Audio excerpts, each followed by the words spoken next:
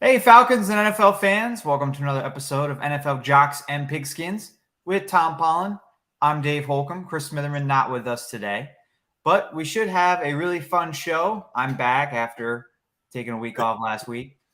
Yep. And I understand Tom got a lot of comments last week about where this team might be going in 2023, particularly in the draft. We're going to continue that today, especially the first round pick that the Falcons have, number 8 overall right now. We could talk about should they move up, should they move back, but we're going to really spend maybe entirely the show today talking about what the Falcons should do in the first round this year.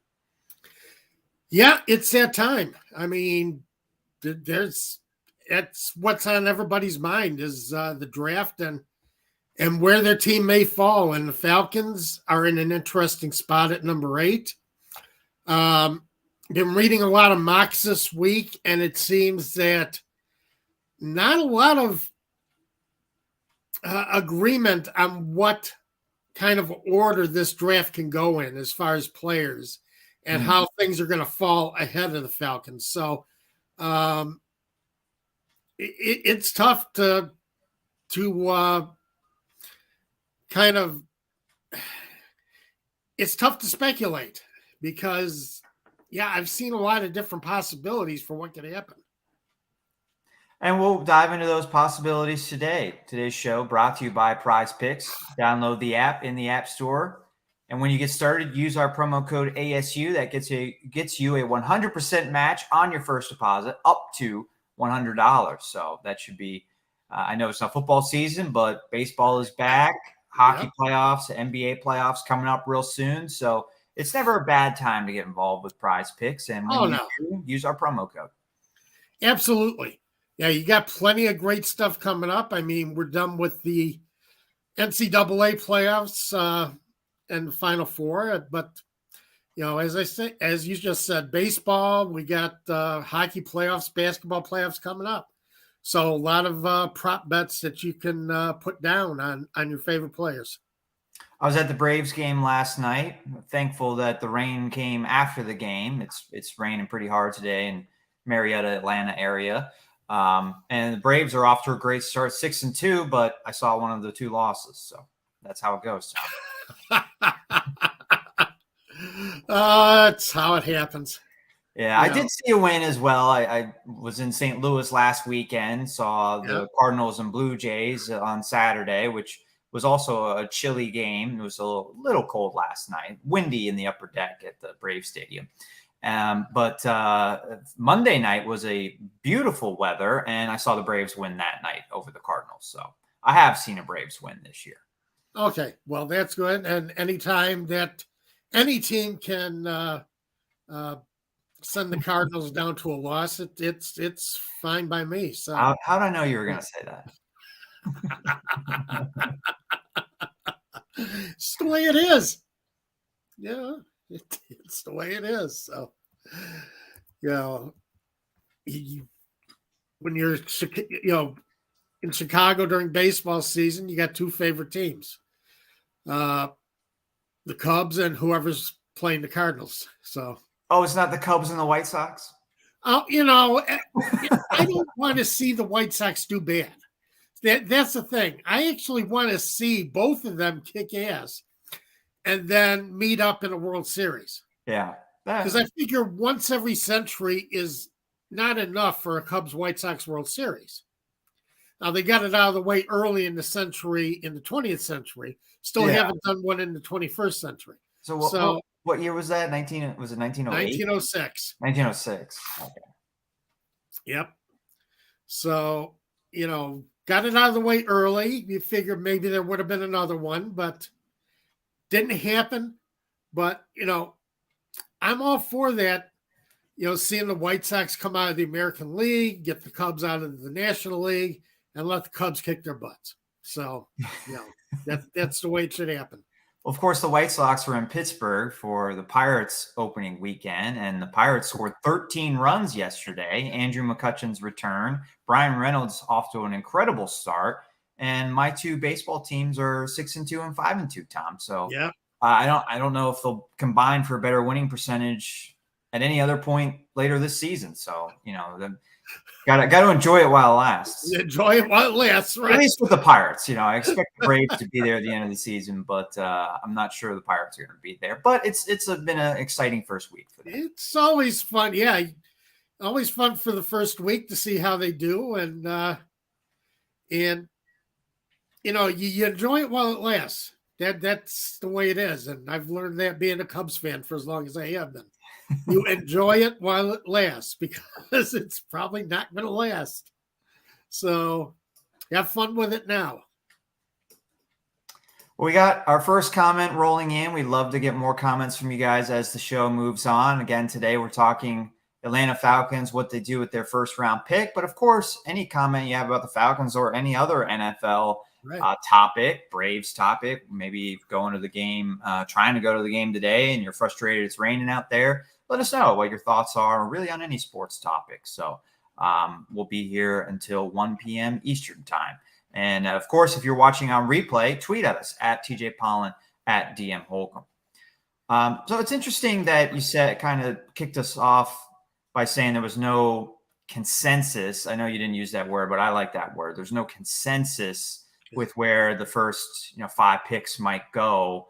And that kind of makes it difficult to have a consensus for the Falcons at number 8. And that's also the feeling I got reading mock drafts this week, that there are a lot of players that the Falcons could choose at number 8. There's even a mock draft I saw that had them trading up, had a mock draft that I saw them trading back.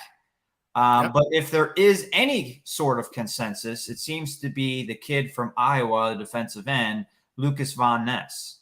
Yeah, that's kind of what I noticed too. And that seems to be where the consensus is starting on. Basically, because I think a lot of writers are finally coming to the correct conclusion, that this team needs an outside rusher. Yeah. This team needs somebody. They did a good job of shoring up the inside of the line, but they have got to have a pass rusher. And as I said last week, I want some snarl on the outside of the Falcons defensive line.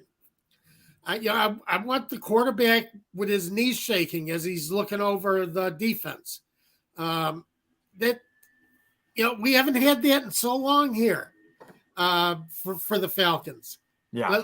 Let's get some snarl on that defensive line. So, that's what I'm looking for. But I noticed the way the Falcons have built this team, that there's a couple of areas that I think they can go with the first pick. And right now, as far as positions go, edge rusher, cornerback, or Bijan Robinson at running back. And I'm beginning to think that maybe deep down inside, I'm thinking maybe the Falcons are thinking about getting fancy and taking that running back. I mean, it wouldn't surprise me because we've been hammering about the defense and the edge rusher for years, Tom. And then we keep saying that we've been hammering about it for years. But, they don't address it in the first round. They take a wide receiver. They take a pass catcher in Kyle Pitts 2 years ago. So it would not surprise me if a running back was the choice. But you can't keep taking specialty players out of the first round. Because this is where you're going to get your best pass rushers. This is where you're going to get your best tackle, your best. Look at what happened to the Jets last year. It took Sauce Gardner and completely solidified that defensive backfield just by that one pick, at the top of the draft. So there are a lot of ways you can use this pick. I don't want to see them use it on a specialty position like running back or wide receiver. I'll go back to the early 2000s when Matt Millen was called out of the broadcast booth, went into GM of the Detroit Lions. Yeah. And 4 out of 5 years, he picked a wide receiver with his first pick. Now, you see what happened with the Lions during the reign of Matt Millen because, he didn't address more important positions first off. And But then I've seen so many people. Oh, there's Ozo. It's about time you showed up for the show, napping. I've seen Bijan Robinson compared to, well, Eric Edholm on NFL.com compares Bijan Robinson to LaDainian Tomlinson. And that's a hell of a comp. Yeah. So, you know, but there's so many other places. And I think Arthur Smith would like to have that breakout running back, that guy that can, if he gets into the open, gets into the second level, isn't the kind of guy who's going to get run back from behind. And as good as Tyler Algier was last year, he doesn't have the speed to break out when he's in the second level. Yeah, I mean, you bring up a lot of good points, Tom, about, the Matt Millen comparison, but yet you have a running back that's perhaps a generational guy. And if he's available, do you take him? I didn't see Robinson going to the Falcons in any mock draft that I saw. I'm not saying that it won't happen or there isn't a mock draft out there I didn't see. The ones that I gathered and SB Nation, actually it wasn't SB Nation, it was USA Today. The Falcons Wire had a Atlanta Falcons mock draft roundup. So they had an article containing a bunch of picks from different mock drafts, and none of those mock drafts had the Falcons taking Robinson. No, they don't. But again, I just started getting that feel in my gut last week as I was preparing for the show. And I started looking at the signings that they've made. You have defensive tackle. You got Caden Ellis at linebacker. They've signed a couple of wide receivers. They've signed a couple of defensive backs. And I was starting to think that running back is still a need on this team. Not a dramatic need because, as I say, Algier, I do believe, can be a solid runner. He was a solid runner for the Falcons last year. He helped kind of save that season for them as it went along, as we saw the kind of what we had at quarterback with Marcus Mariota.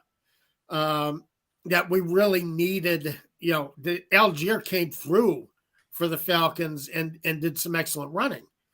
But as I say, he's not somebody who can break away either. And I don't think Cordell Patterson gets into the secondary or gets into the second level enough. And sometimes he's just not a natural running back. And I want to see somebody who knows what they're doing coming out of the backfield.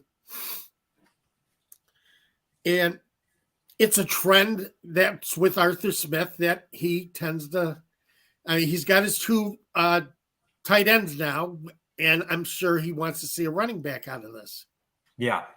Yeah. I mean, that's what the Falcons want to do.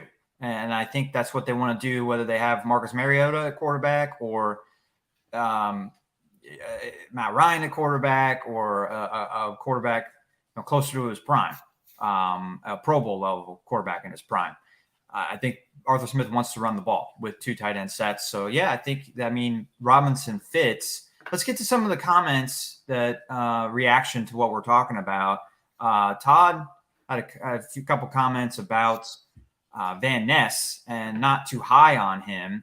And it looks like there's, I don't maybe not say bias, but Todd, not a big fan of the Big Ten. And maybe if Van Ness was a SEC player, he'd be more excited about taking him, but it sounds like he's not too excited about an Iowa player coming south. We've got Michael here saying that basically that they need to get a starter at number 8. Well, they not only have to get a starter at number 8. If you're picking in the top 10, you have to get a Pro Bowl caliber player. All right. I don't want prospects in the top 8. I want somebody who's going to be a Pro Bowl caliber guy. And that's what irritated me about the Bears when Ryan Pace was their GM. You trade up into the top 10, and you draft a prospect like Leonard Floyd, and it never worked out. So, I want to see a solid player. If you're picking number 8, I want to see a solid guy that has Pro Bowl potential. Is it going to happen all the time? No. But if you're in the top 10, you got a lot of choices to make. So, 2 more comments I want to get to. Gary says, or he asks us a question. What do you guys think about the Falcons just taking best available player? Obviously, that won't yield a quarterback, but it might get them a stud player. Thoughts? I want to get to one other comment before we answer Gary. Mad Mike in the house, and he says, Tom, Mike in the house. This is all caps, Tom. Mad Mike's being serious. Tom, do not disrespect the great CP like that. Falcons running game is predicated off versatility. I'm not sure if they need an RB. And the reason why I put up that comment before answering Gary's is, in theory, yes, I think teams should always take best available player. Yeah. But the problem is sometimes that best available player is not a player that is at a position that you really need or need at all.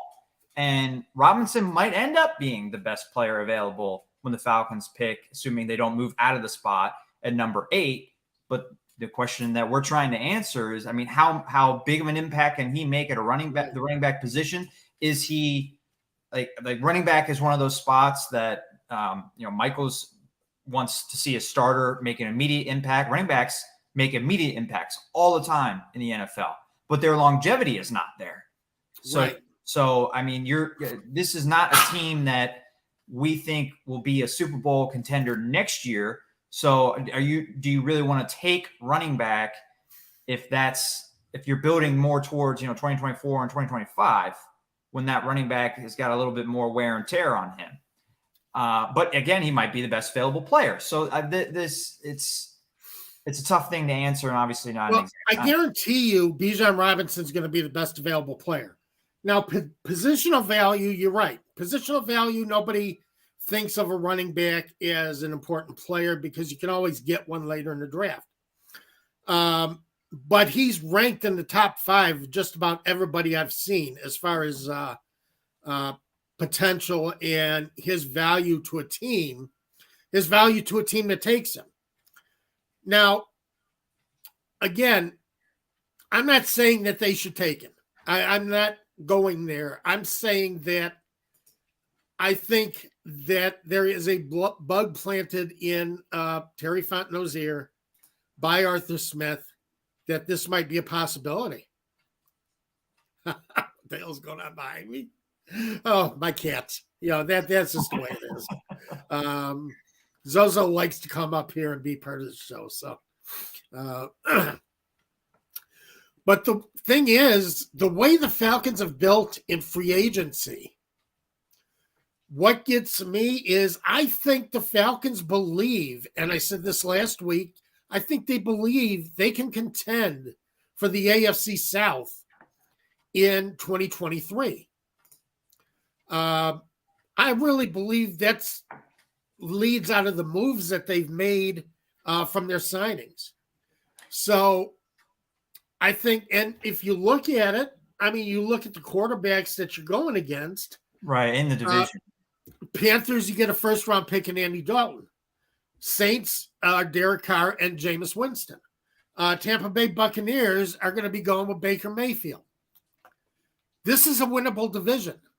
I don't know if the Falcons can go anywhere after getting into the playoffs, but I think this is a team that kind of smells a playoff spot and might affect how they want to draft at that number 8 spot. So that's kind of where I'm looking at. I want an edge rusher. Yeah. I want the edge guy. Yeah. For me, if you can get Tyree Wilson, that is perfect. Because now you've set up your defensive line for long-term success. Mm-hmm.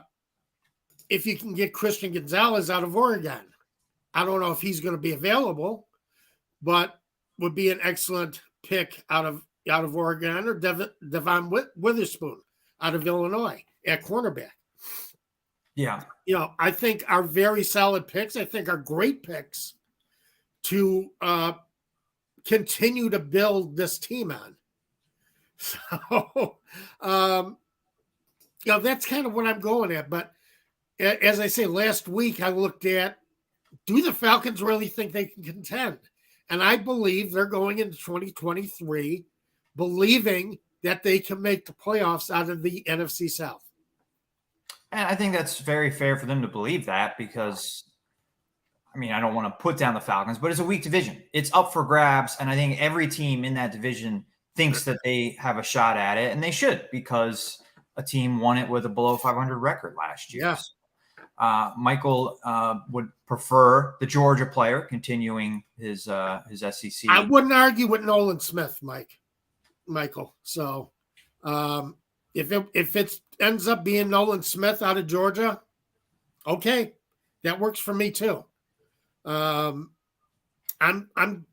think there's more than one edge rusher that you can draft here and end up with a top player.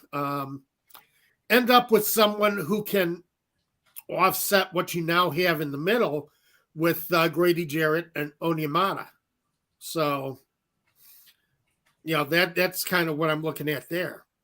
And the thing is, you get that edge rusher, suddenly your secondary is much better. Yeah. Suddenly AJ Terrell is not having an off season anymore. Mm-hmm. All right. Your defensive backs are able to do more in coverage because the quarterback doesn't have as much time to hold on to the ball and read the defense and look for an open receiver. Pantera makes a great point about running backs. If you take one at number 8, you get 6 years out of them if you tag them and you pick up the fifth year option. And then you let them go in free agency. So, I mean, it is a bigger window than maybe I suggest. Although, I mean, some running backs like Todd Gurley, maybe he's an exception to the rule, but a guy that came to Atlanta towards the end of his career and didn't have much left by like his 6th season, I want to say. I'd have to double check exactly where how many years he played, but very short career for Todd Gurley, and that was he was a first round pick. Rams, I may have traded up for him. I have to double check that too, but I know the Rams had other needs at that point, weren't really a playoff team. Took Todd Gurley, and he made a huge impact on them, helped them go to a Super Bowl in 2018. But that success was a very short run, shorter than we would have all liked to see. Mad Mike says, I agree. I'm thinking edge as well as the cornerback from Oregon. Robinson is my unlikely pick that may happen. I think that's a really good summary, Mad Mike. That's a good way of, lining up, right. I wanted to hammer home something you said, Tom, about Robinson being a top 5 player. ESPN's draft rankings and Bleacher Report's draft rankings both have Robinson at number 4 on their big board. I like looking at these big boards. I think they're sometimes more helpful than even the mock drafts. Yeah, I like the big boards too, yes.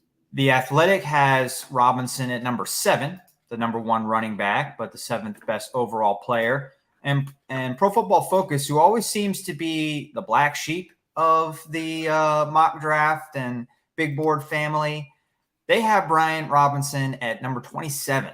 So I think that kind of speaks to really. Yeah. I think that may speak to how little Pro Football Focus values running backs because they look at the analytics and such, and the analytics probably tell you that running back isn't as important as the other position. Well, and that's the problem. Positional value does take some consideration here. And running back as a positional value is not as high as it used to be 10, 20 years ago. When if you had a chance on a top running back, you grabbed him and counted yourself lucky. But a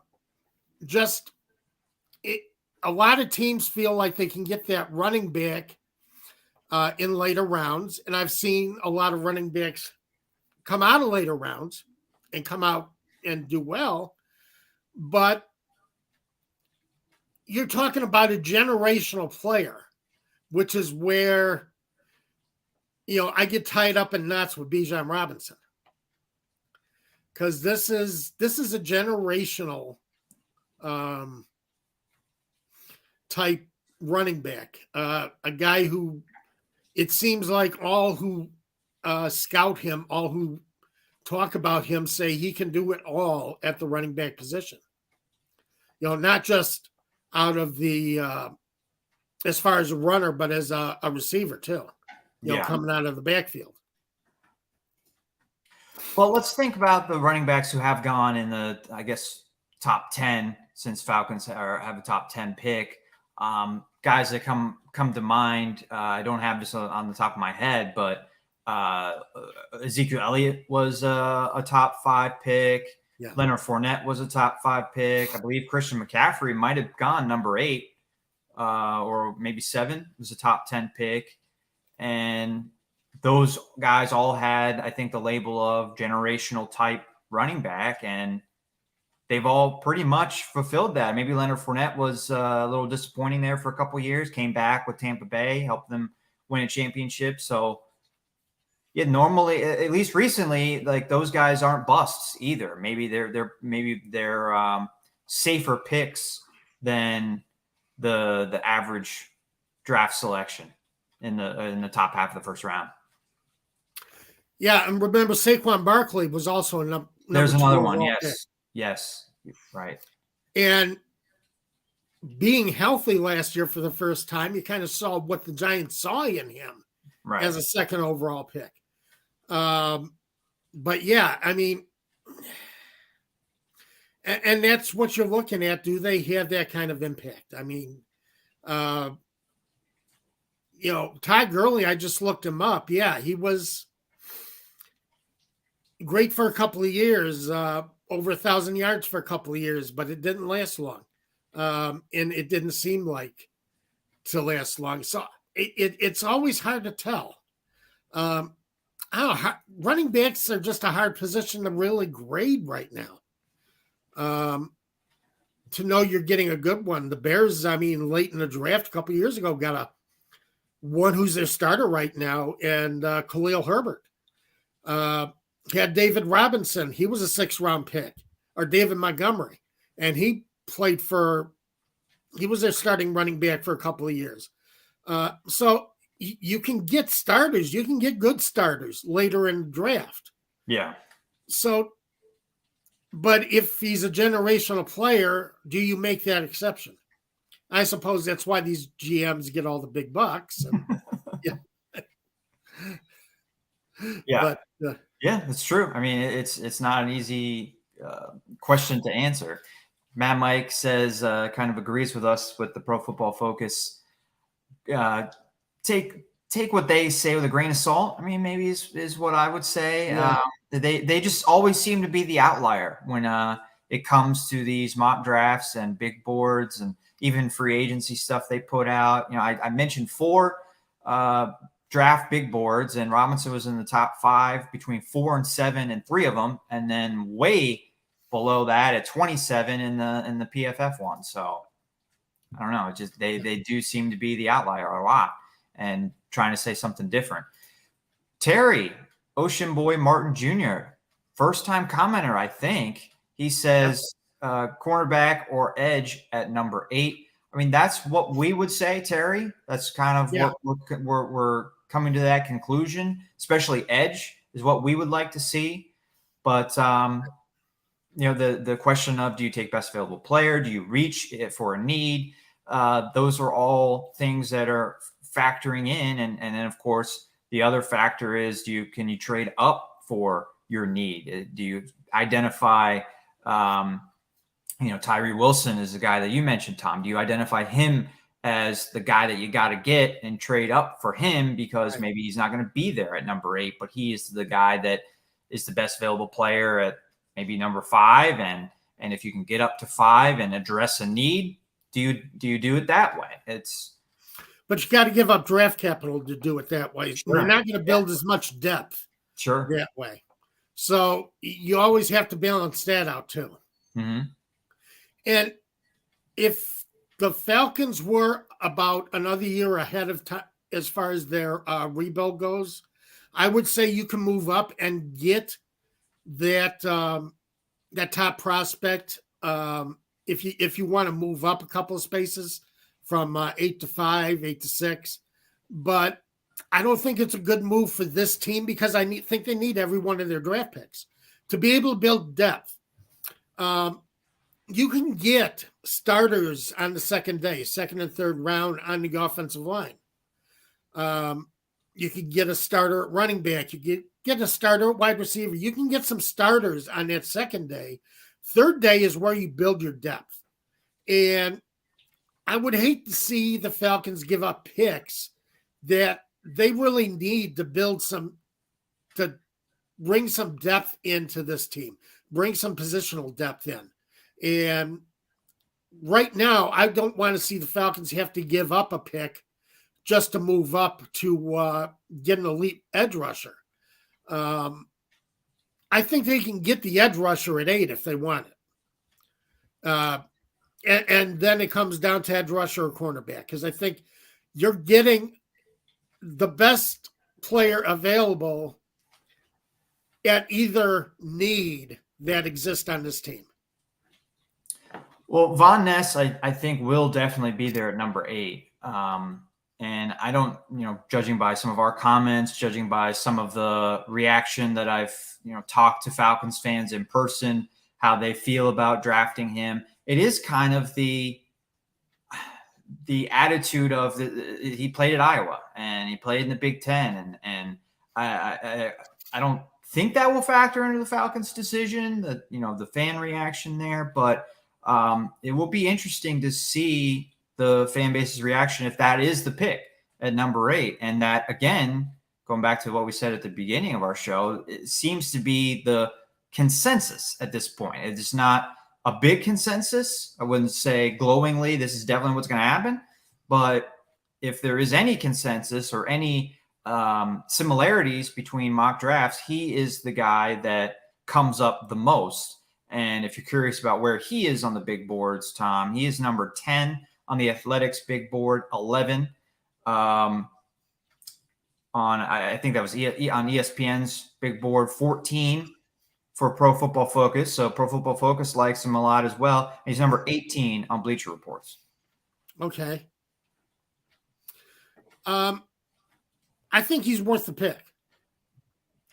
And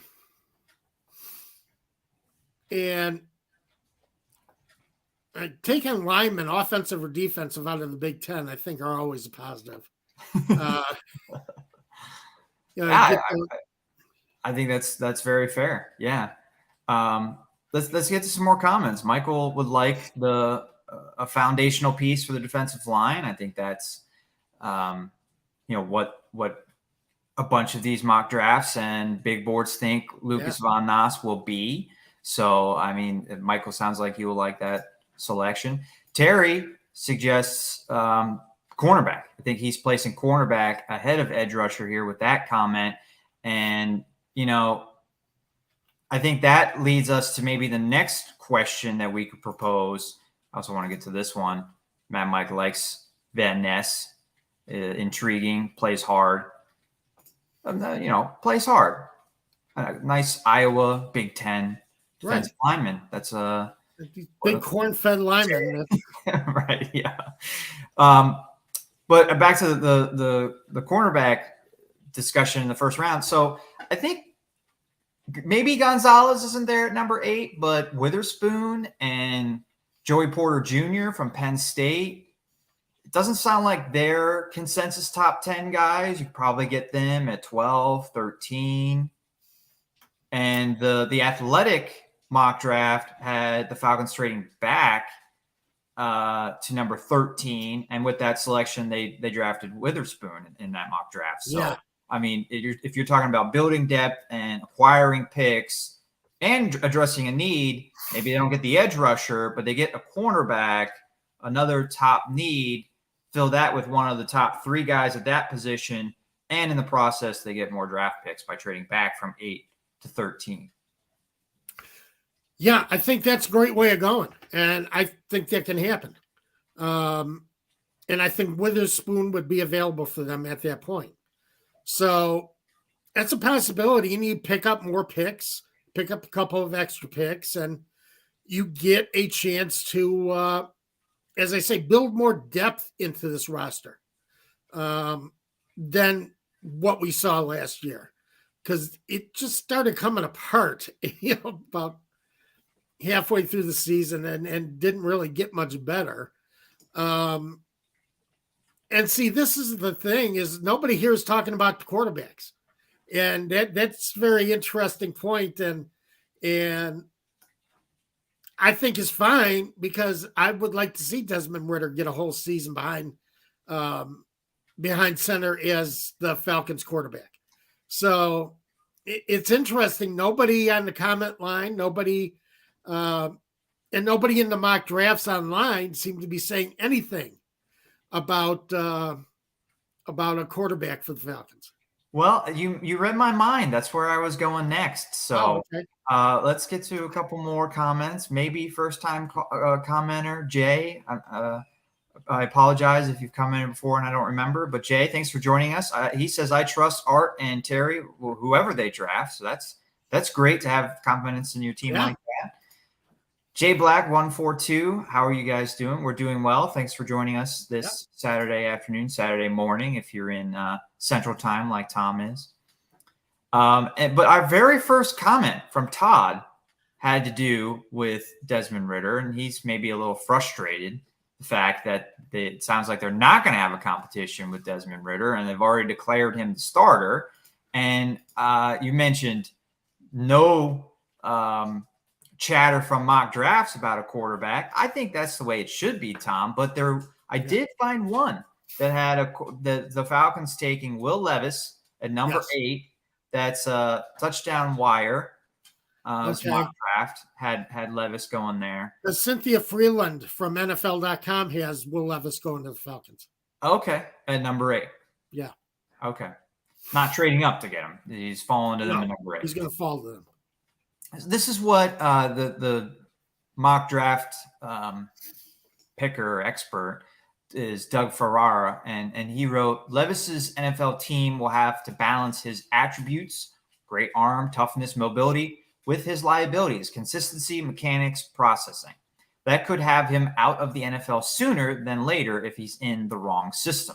Falcons head coach Arthur Smith's offense, which leans on play action, multiple tight ends, and the run game, would provide Levis with a good starting point in which he wouldn't be asked to be the force multiplier.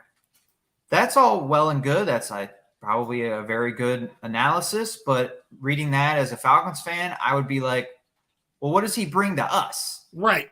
You're making it sound like the Falcons are a great fit for him, and maybe they are. But how does he improve the quarterback position for Atlanta? Right. Exactly. And does he? I mean, do you really want to bring in Levis after you don't really know what you have with Ritter yet, and you have all those other needs and great players available, the guys that we've spent a half hour talking about? I don't see it happening. I don't think it should happen. I mean, I would love to hear, though, what you think, Tom, and, of course, hope we can get some comments on this. Desmond Ritter, to me, he's not the complete quarterback yet. What I did like, what I saw of him in his final 4 games in his 4-game test last year, maybe not the most accomplished passer of the group. Still has a ways to go as far as accuracy. You look at who he was throwing at last year, though, too. And, Pitts was out. You basically only have a Drake London as far as a reliable receiver for the guy. So I'm not going to judge Ritter on his accuracy or his ability to throw yet, because he's got some better receivers coming in this year with Jonnu Smith, who is just a big favorite of Arthur Smith. And I know Arthur Smith as I pointed out last week, Arthur Smith likes to use Jonnu Smith as that short yardage back, tight end. The guy who's going to get him first downs, the guy he's going to use in the red zone. This is why Jonnu Smith is going to be here.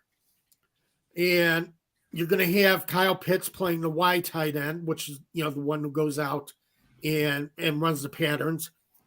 So I think you're going to see more from Ritter this year as far as passing. What I liked about him last year is his command of the huddle, especially in that Arizona game where he had to bring the Falcons, down in the last couple of minutes and win a game. And very calm, very poised, and he had a command of the huddle. He had a command of the huddle that I don't think Marcus Mariota really had at the end. I think Ritter's teammates felt better about Ritter being in the huddle than they did about Marcus Mariota, and felt more confident in what Ritter was going to do for them and how he was going to lead them. And I like that out of a quarterback. That's what I look for. One of the main things I look for in a quarterback, can he take command of the huddle? And I think Ritter does that. Now, I want to see Ritter do that with some better targets this year. But, I think Ritter has shown us enough that we really need to see him on a full season's worth of work. Today's show brought to you by Prize Picks. Download the app. Use our promo code ASU. That gets you a 100% match on your first deposit up to $100. It supports our show, and it gets you some free money to use on a fun fantasy game app. So it's kind of a win-win for everybody. What, Dave? Prize Picks has cricket back. They have cricket back. They have cricket. So if you want to put some player props on cricket this weekend, there is a match that they are giving you some player props. So was it cricket off season? Is that why I went away? I guess it was the off season. Did you ever find out we didn't see anything from cricket. when the cricket off season happens? Right. It must be with baseball. Because people, I've heard people say they're similar. I don't know if they are or not. I don't know much about cricket. There is a bat and a ball, so yeah. Maybe it's the same. You don't play it in the winter like baseball. Is that? It could be fair assumption. But I mean, I don't know. It's hard to say. I have no idea. But I was just thrilled to see cricket back on, and if you think David Miller for the Gujarat Titans is going to be over 21 and a half runs, I mean, jump on it. Get your deposit into Prize Picks. There it is. And it must be an Indian match. Mandeep Singh, 16 and a half runs. This must be a match taking place in India. So, but, hey, they got it all for you. Take advantage. Have you found cricket on TV? No. In the U.S.? No. So there's the no only way. time I ever found cricket on TV was when I was down in the Cayman Islands for work. And went to ESPN, wanted to watch my Sports Center the first morning I was there, and they had cricket on. And just yeah, it was fine. I was like, okay, this is cool. This is something new. I'm always up for something new. And I still don't know how they play that game. So I'm like, and they're running. I'm like, that was a foul ball. And no, they're running. Well, I was going to say, I believe the big difference is there's no foul territory. Right. That you can just hit it anywhere. Anywhere. Away from everybody, which I guess you're trying to do in baseball as well, but not necessarily saying I'm going to hit it in this exact location in baseball. I think they do that for cricket. They're like, I'm going to hit it behind me where nobody is. And it's crazy. And it's insane how they play it, but they seem to know what they're doing. As long as they know what they're doing, they're not making it up as they go along. I'm okay. I was just curious, if the match was in India, what time is that televised in the U.S.? That was kind of question of if you found it on TV and if it is Wow. on TV, what time or what channel? Does True TV Well, carry cricket when they're not having the NCAA tournament? I don't I don't know. think so. Because the thing is, I think with the time with the time difference, wouldn't it actually be yesterday in India? So compared to today in the United States. So I don't quite know. I'm guessing they're like 10 hours ahead of us. Okay, so it's tomorrow in India. Well, right now it is, but like at midnight tonight, it's not tomorrow in India. Yeah. It's not always tomorrow there. Well, you have to keep waiting for the game because the game is always tomorrow. Or yesterday. You missed the game because it was yesterday. I don't know. I don't know how the time difference works here, but it's got to be on live though. It's got to be on live somewhere. Yeah, probably on some streaming service that I don't have, but it's got to be on something. Larry Orange commenting: cricket, rugby, both of them are confusing. Yeah, I've watched a little rugby. I can't say I've watched much cricket. Cricket was on the TV sometimes when I went to the gym when I was studying abroad in London. So it's definitely popular there. Popular in London. Yeah. Yep. Yeah. So there you go. That make us confused. So we need to get back on. Yeah. Sorry, Mike. Very sorry. Marcus says, I know the UK is 8 hours ahead of the East Coast US from my visit there 4 years ago. I believe it's 5 hours, Marcus. I think it's 8 hours from the West Coast. Could be. Paris is another hour ahead. So I don't know how many hours ahead India is. And actually, I think there might be like a time zone in India that's only that's like a half hour ahead. All I know is you're crossing the international date line. Not to get to India. No? Not if you're going east. Okay. Okay. All yeah, right. We're getting very confusing about here. We're way off the subject. My mom's very confused right now. She usually is listening to the show. I think she's listening today. She does not get time zones at all. And she's probably going to be mad. I'm talking about her and her inability to understand time zones. But she's very confused now, too. So. Right.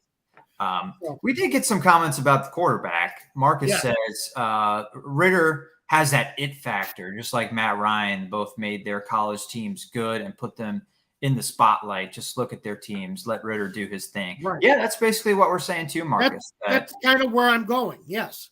He has an it factor that, and sometimes you can be an ultra talented quarterback, but you don't inspire that kind of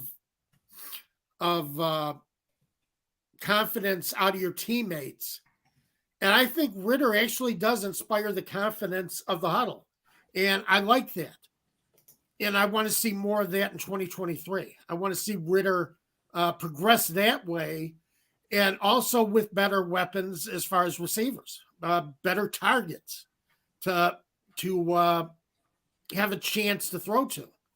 And let's do it that way. Yeah, and if you are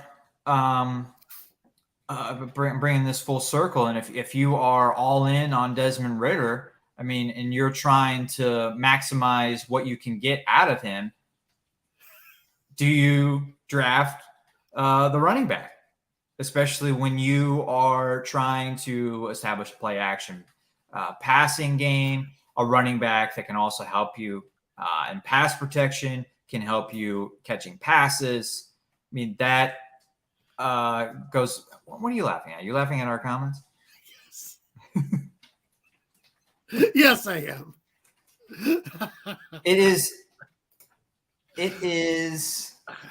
11 o'clock, almost 11 o'clock at night in India. I got the time zone map in front of me right now. I pulled it up because I was curious. But my guess was right. I said it. I think it's about 10 hours ahead. It is. It's 10 hours ahead of East Coast time. Fine. Good. So I passed my mouth. I know, Matt, Mike, I am going to get it. Todd had a good question a little bit earlier. I think we should address. Oh, okay. I see that. Yeah. If Ritter starts slow and Coach Smith only pulls Ritter when the Falcons out of the playoff picture, like he did with Marcus, will Coach Smith only pull Ritter? You know, you want to take it first, Tom? No, go ahead. I would say this is Ritter's team, and I think he has to do very poorly to get pulled. Yes. And honestly, he might only get pulled if he's doing poorly and the team is somehow winning or is involved in the playoff race despite the quarterback position, kind of like last year. But Arthur Smith didn't make the switch until it was pretty clear they weren't going to go to the playoffs. I think you only make the switch if, the backup quarterback gives you a better chance to win. And it turns out that you are pushing for the playoffs and Ritter is just bad.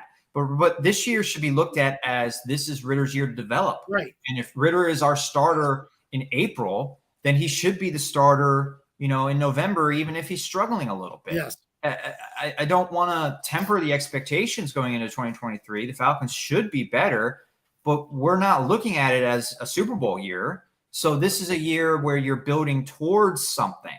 And the only way you build towards something is if you let the young quarterback play and go through his growing pains. And that's why I wanted him to play earlier last year, because that could have been development time for him last year. And again, in a year that I didn't think the Falcons were going to win the Super Bowl. No, but again, you can see which direction the team is going with Marcus Mariota. That's why I wanted to see Ritter start against the Bears, 2 games earlier than he did. Because the Bears were terrible on defense last year. So I figured that was a great spot if you wanted to get Ritter into a game and see what he could do, or get him into a game without a lot of problem that he has to do as far as looking for a pass rush or that would have been the ideal defense to put him up against. But they waited a couple more weeks. You brought in Taylor Heineke has been brought in to kind of be the mentor. He can play. He can start if necessary. He's shown it before. Yeah. Now he did fine for the Washington last year until last month of the season, then kind of fell apart. Washington's playoffs hopes fell apart. But Taylor Heineke's been a starter in this league. But I really don't think he's here to be that guy. I think he's here to be the guy that, taking Ritter under his wing and showing him what you need to be a quarterback in the NFL. And I think Ritter's going to get every chance throughout the season, unless, and as Dave said, unless he just shows that he has nothing. And that the Falcons are going to have to go for a quarterback in 2024. Yeah. I think he gets every chance he can get to do it. Todd brings up another very good point that actually I was going to go towards after you were finished talking, Tom.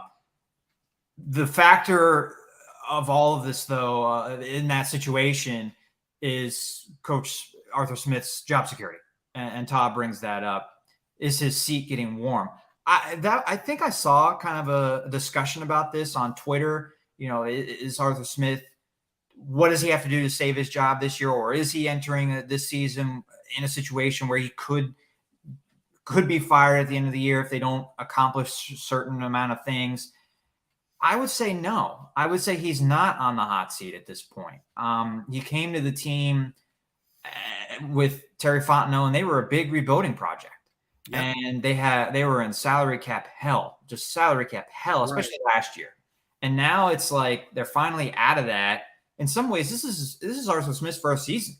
This is the first time that he really has the players that he wants, and he's going to have a quarterback that he and Terry Fontenot picked and drafted. And unless the wheels just completely fall off, I don't think he's in danger of losing his job. But if he feels like he is, then that's going to impact the quarterback position. And I think part of why Mariota played so long last year was because Smith wanted to make a push for the playoffs and wanted to win now. And I think that was a mistake. And he wasn't thinking big picture. I hope he thinks big picture this year with Ritter. I hope he's allowed to think big picture, though. Yes. I hope the owner, Arthur Blank, sits him down and says, I'm not firing you no matter what at the end of this season. So make decisions not just based on this year, but also on next year. And there should be that communication between him and Fontenot and him and Arthur Blank. Will that happen? We'll see. But that should be something that they talk about almost regularly, that we're not just developing for this year, we're developing for next year too. Yeah, I think so. I don't see Arthur Smith's seat being warm anytime soon. And the same reason for what you say, Dave. I think this is actually the first year of the real regime. This is the first year where you're going to see their imprint on this team. So this is the time to where, maybe next year Smith's seat gets a little bit warm. I don't think he's in any danger at all this year. Unless there are always unforeseen things that happen, but the way it looks right now, I don't see it. I don't see him being in, see a hot seat under Arthur Smith. Todd brings up another good point. Blank is getting older. He is impatient at times. I agree with you, Todd. My point is that it shouldn't be that way. And if Blank really wants to build a champion, he can't, fire a coach every 3 or 4 years. He's got to, unless that coach it clearly is not going in the right direction. I mean, if the Falcons go 1-16 this year, yeah, Arthur Smith's probably going to get fired. But I don't see that happening. And I think they're going to win, between 6 and 10 games. So if that's the situation, then he shouldn't be fired. And there has to be some type of patience. Jay Black 142 agrees with us. Guys, our society's culture today want everything to be immediate and convenient. There's no emotional maturity, patience for people to grow and develop. That is why there is no patience with player development. So, Jay Black, that's a very good summary, I think, of maybe the U.S. or society as a whole now, based on maybe more like it now than it was 30, 40 years ago. Yeah. Instant gratification, I think that's the term. That's instant gratification. Mm-hmm. Society is more used to things coming immediately, maybe because of social media, because of the internet, and that's hurt our patience as a society. I think that's true, Jay Black. Yeah. Absolutely. Todd, I think Arthur Blank, though, getting older is one of the reasons why this team is in this position, why they ended up in salary cap hell, because they kept trying to force a window open that really wasn't open on playoff hopes, that kind of forced the window with Julio Jones and Matt Ryan and guys that, it was time to actually start turning that roster over, and they didn't do it, and they got deeper into hell because of it. So, Blank's impatience actually led to some of these issues that Terry Fontenot has had to clean up the last couple of years. Yeah, I think that's absolutely true. And Mad Mike brings up important statement from Blank after firing the last regime. He said he wanted to be more patient, develop, build the team the proper way. So I think let's hope he means that. Let's hope he puts his money where his mouth is. Todd, we haven't convinced Todd though. I think he's saying playoffs for Smith or fired. So Todd, I think if the Falcons don't play well in their division, it's a possibility. Because as I say, based on how Terry Fontenot has built this team in free agency, I do think that Terry Fontenot believes this team can compete within the division. It's not a Super Bowl team, and it's not going anywhere out of the first round if they do come out of the division. But I think Fontenot thinks this team can be competitive in this division. If they're not, that might be the only way I see Arthur Smith having a problem. Get in one more comment. Wallace Smith says Smith is not getting fired no time soon, and we don't know what Mr. Blank is going to do. So Okay. we'll see. I think this is a hot button topic for people, whether Arthur Smith is on the hot seat or not. It's something that we can revisit in a future episode, Tom. Yeah, absolutely. I think it's definitely something to be revisited as we start watching this team develop. After the draft, we see how this thing starts getting put together and start seeing how things go through the different training camps that go on this summer. Well, how about we end on a very confusing note? It's actually 10:30 p.m. in India. They are 9.5 hours. 9.5 hours ahead of the East Coast. How they got the half, I don't know.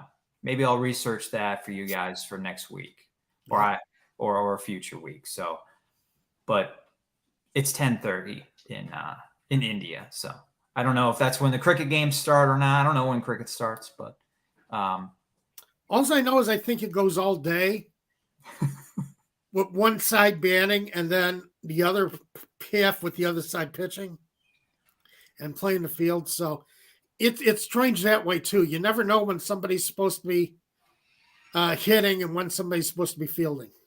Well, if it goes all day, I don't know if that's good or bad for TV, because that means you got one game all day. Maybe are there inning breaks like in baseball where you can have commercials? That's the big problem with soccer that wasn't on TV for a long time in the U.S. because of the no commercial breaks.